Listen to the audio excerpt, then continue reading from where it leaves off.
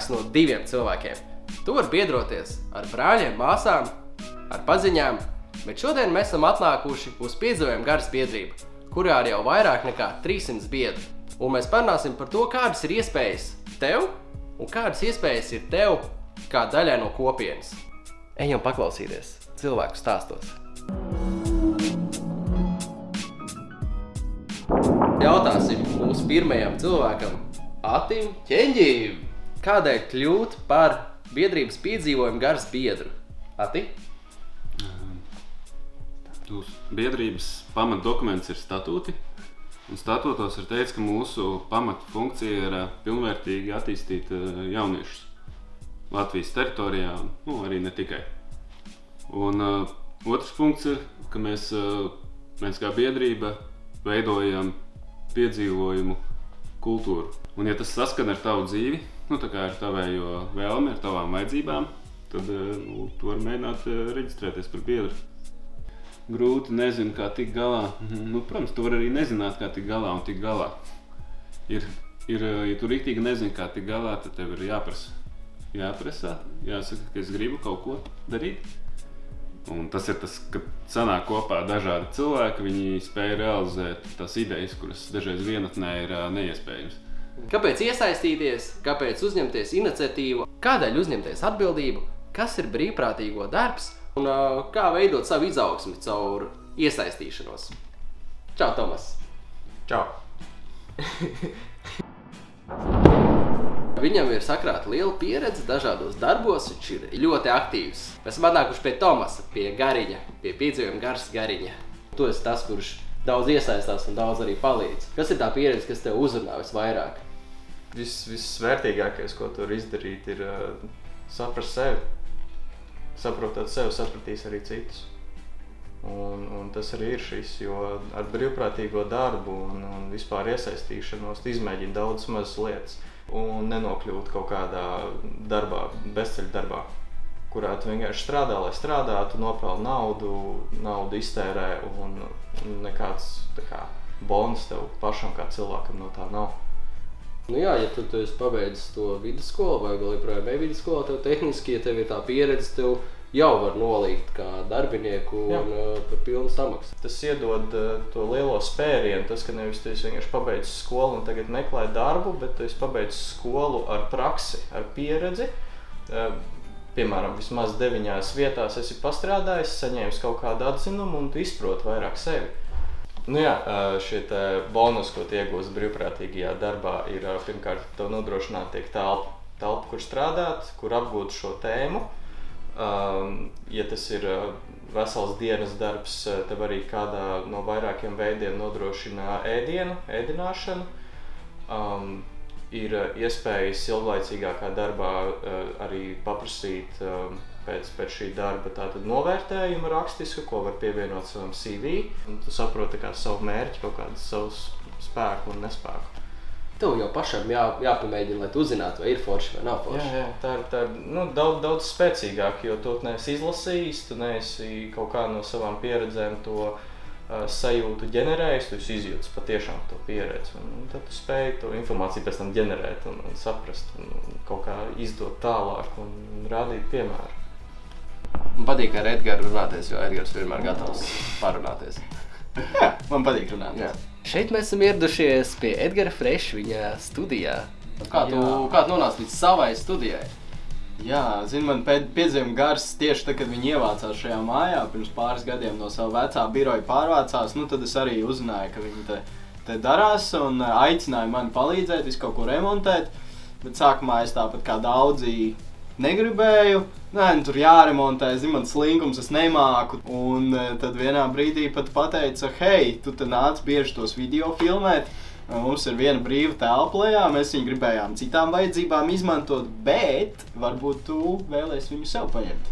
Jā, taču visiem lielajiem tur Amerikā youtuberiem ir studija, tad varbūt pirmā lieta, ko man vajag, arī ir studija. Un tā arī es tās palicis jau kādus vairāk kā 3 gadus, 3,5 tagad jau. Kas ir tā lielākā sāpe, ko tu visilgāk prokrastinēji un negribēji ieviest kādas pārmaiņas? Zinu, vienmēr ir tādas lietas, arī tagad ir dažas tādas, bet tā, ko es esmu saņēmies izdarīt, kas ilgu laiku bija, kad es ievācos, tur bija caurums vienkārši sienā, tāds milzīgs pie loga tieši, kuru es negribēju taisīt ciet, jo, zinu, te jau viss smuki, kā jau bija iekārtojies, bet atkal, davai, tomēr jāpārkāp sev pāri, jāpaņem tās špakteļlāpstiņa, tā ota, tās krāsas un jāuztais tā, lai ir forši, tā, lai man pašam patīk.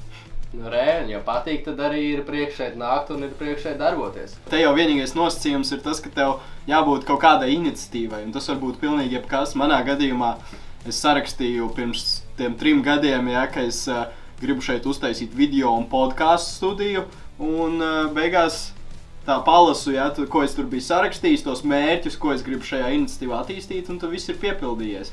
Nu, kā vienmēr, Edgars Fresh, viņš zina, ko teikt. Jā, tieši tā. Vēl viens no piedzīvojuma garas veiksmes stāstiem ir Dīdzis. Viņš šeit ir iekārtojis sev 3D printēšanas laboratoriju, jeb darbnīcu, kur viņš printēja dažādākas lietas. Un par to visu pastāstīs mums sīkāk pats Dīdzis, jo viņš ir ieradies šeit, mēs esam viņa studijā. Čau, Dīdzi! Čau, Kārli! Pirmais stāsts ir mana tā iedvesma, kas man nāca kaut kādos 12, 13 gados. Kā jau visi, es skatījos Facebookā kaut kādas interesantākās lietas un izmet vienkārši 3D printeru makeru grupa. Un bija 12, 13 gadi, tajā laikā cikās, man tas ir kaut kāds kosmos, kaut kāds točna NASA, tur top 1 tehnoloģija, wow! Un tad pagāja kaut kādi 8, 9 gadi, esmu piedzīvojuma garu biedrs. Un Atis Ķeņģis, mūsu vadītājs, viņš tā, jānopērk printeris. Viņš nopirka kaut kāds 3-4 printerus. Es katru reizi gāju skatījos tām kastēm. Šis ir neslikts printeris. Nu, labi, pastos vēlreiz. Un tad kādu dienu man pietika, man bija viss. Un es teicu, es salikšu to printeri. Un tad nāca printeri šeit, šī pat telpā. Tur man bija galds vidū. Un es uzliku to printeri kastu un sāku viņu būvēt. Tie manuālā bija rakstīts, kad vajag pusotra vai diena tam ir paredzēta, bet man tās aizgāja 5 dienas, kamēr es to printeri saliku no izjauktas stāvokļa. Tad tas viss man ievilka, es skatījos YouTube, es skatījos, kā taisa visādas tur figūriņas un formas, un kopš tā laika esmu iesūkts šī 3D pasaulē. Un tad, kas ir šis? Jā. Šis varbūt citi to sauktu par trešu. Tā ir miskasta, bet tas arī ir tīri simboliski tādi, ka tev jāiet ļoti daudz dažādām grūtībām, vai ne, lai vispār nonāktu līdz tās veiksmītes. 3D printēšana pat pa sevi ir ietver diezgan daudz gļukus visādus. Tas tā pienākās. Šī ir vāze. Iznāca mazliet kā līdz vairāk. Tā kā diezgan daudz laika arī ir pavadīts tādā frustrācijā, kāpēc neprintēju, kāpēc nesanāk. Līdz brīdim saprotu, tas taču ir tik vienkārši. Bet tā kā es atkāpjos un pastos to tā kā no gadu iepriekš līdz tagad. Jā, tur diezgan daudz, kas ir noticis vispār. Tas bija Dīdzis. Čau. Esam ieradušies pie Haralda viņa mākslas telpā, Art Hoarders galerijā, lai uzzinātu, kā viņš kļuva par piedzīvojumu garu un kādas iespējas viņam ir pavērušās. Sveiks, Harald! Pastāst lūdzu par sevi nedaudz vairāk. Sveiki visi, mani sauc Haralds. Esmu audiovizuālās mākslas doktors, vai drīzāk vēl neesmu, bet studēju. Par piedzīvojumu garu uzzināju pirms gada no tevis un Sniedzes, jā. Un jūs teicāt ļoti forša organizācija un tur ļoti daudz iespējas, un lai es vienkārši atnāku, paskatos, kā ir, pamēģinu kaut kā piedalīties visos procesos. Tad ļoti ātri sadraudzējos ar cilvēkiem, vienkārši aizgāju uz vietas, parunājos, un tad es iepazinu Dīdzi. Un Dīdzis man parādīja visādas, ka viņam ir 5 3D printeri stāv tur, un tad viņš man sāka mācīt, kā ar 3D printēt, un es varēju sākt redzēt nedaudz skaidrāk to vīziju, kuras vēlos doties, un varbūt vairāk tik ļoti nedomāju par tām bailēm, kas nāk līdz ar to vīziju, bet vairāk cenšos kustēties uz priekšu. Kas tev vainījās, varbūt sajūta līmenī, cilvēcīgā līmenī, iestājoties šajā organizācijā? Es sapratu, ka es gribu mainīt to līdzšinējo darbības, to virzienu, un es vēlos tā kā radīt mākslu un iesaistīt arvien jaunus māksliniekus un uzturēt šo kā galeriju un vietu, kur cilvēki varētu atnākt un darboties. Un tāpēc tiek rakstīti projekti, tiek mēģināts dabūt finansējums, un tādā ziņā piedzīvojumi garā arī viņi iedod tās zināšanas, kas tev ir jādara, lai līdz tam tiktu, līdz tam pirmajam projektam īstenotājiem. Un es visus aicinātu nākt uz Tārbatas 57, jo šeit notiks dažādas izstādes un darbnīcas, un jūs gribētu jaunas cimdus, vai cepures, vai šallas, vai zeķes. Nu, droši nākat ciemos un noteikti piemeklēsim kaut ko tieši jums, un lai jums priecīgas svētki un laimīgs jaunais gads, un lai ir silti.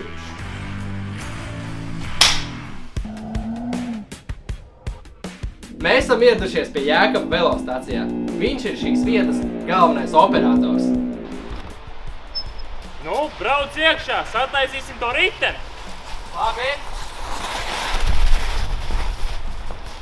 Čau, Jēkab, pastāsti, kā tu nokļuvi šajā vietā vai kā tu izveidoji šo vietu? Kas tā ir par telpu? Man likās, ka ir laba ideja iekārtot vienu telpu, lai P11 iemītniekiem un arī piedzīvojumu garabiedriem būtu vieta, kur var salabot savu velosipēdu.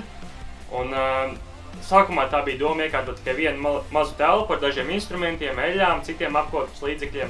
Bet tad es satiku Reini, un viņš pateica, ka šeit ir iespējams uztaisīt lielāku darbnīcu. Un tā mēs kopā sākām strādāt, un šeit bija vieta, kur ļāva darboties un ļāva eksperimentēt. Un tas nekas, ka mēs pieļāvām kļūdas, mēs no tā mācījāmies, un ar piedzīvojumu garas biedrību mēs esam iesnieguši arī vairākus projektus.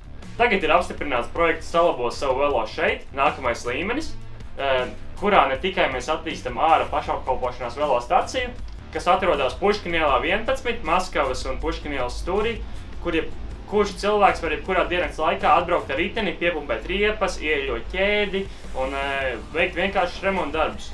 Vēl mēs katru mēnesi rīkojam atvērto darbnīcu pasākumus, kuros cilvēki var iesties ar saviem velosipēdiem, un mēs parādam un nodrošinām resursus, lai cilvēki paši var salabot savu velosipēdu. Tā kā viņi var iemācīties darot un pārvarēt tur bailes vai neziņu, un nākamajā reizē viņi to varēs darīt paši. Kā Tomas teica, ir grūti, tad ir atkal viegli, tad atkal grūti, un tu nekad nezini, kad tās grūtības atnāks. Jā, kad mēs te ienācām, te bija tikai 2 sienas, te nebija ne jumta, ne grīdas. Mums bija jāiemācās, kā nodarboties ar būvniecību, jā, lai vispār šo vietu uzceltu. Un mēs vēl nebijām jumtu uzlikuši, kad cilvēki jau dzirdēja, ka te ir velodarbnīca, un viņi gribēja jau kļūt par klientiem, šeit veselu velosipēdu labot, un tā arī mēs būvniecības procesā esam vēl tagad, bet cilvēki arī nāk un viss notiek. Šis projekts beigās sanāca 10 reizes lielāks nekā man sākumā es to biju iztēlojies. Un bez citu palīdzības tas noteikti nebūtu iespējams. Un jā, man prieks katru reizi, kad cilvēki to reāli izmanto, viņam noder šī stacija. Kur un kā cilvēki var uzzināt par atvērtajiem pasākumiem? Mūsu mājaslapā www.velostacijas/open. Piebrauc velostacijā! Un stātāji savu rīčuku pats! Kāds varētu būt tavs vēstījums visiem tiem cilvēkiem, kā iesākt un nenobīties īstenot savas idejas? Realizēt savas idejas, nepalikt pie tā, ka tā ir tikai ideja, un es tikai par to runāju, bet arī tā, lai ja es pirms nedēļas ar tevi par to runāju, tad šodien jau tas notiek. Liec nākamo soli uz priekšu, un gan jau, ka arī būs fails, bet tas nekas. Arī nākamie 3 soļi būs fail, bet tas arī nekas. Jāsāk vienmēr ar prototipiem, un to var uztaisīt kaut šodien. Tā kā visi grib būt jau Picasso gala rezultātu dabūt, bet ar 10. versiju jau es būšu uzbūvējis tādu studiju, kas man patīk un varbūt visiem pārējiem arī patīk. Atceries, tev jau ir visas iespējas. Tev atliek tikai skaļi izteikt to, ko tu vēlies, atrast sadarbības partnerus un iet darīt. Galvenais ir sākt, un tad viss izdosies. Apzinies savas emocijas, apzinies to, kā būs, un dari to, ko vajag darīt tagad. Jo būs grūti, bet būs arī viegli. Ticit sev, un es domāju, pārējiem arī noticēs. Kas dara, tam ir vara!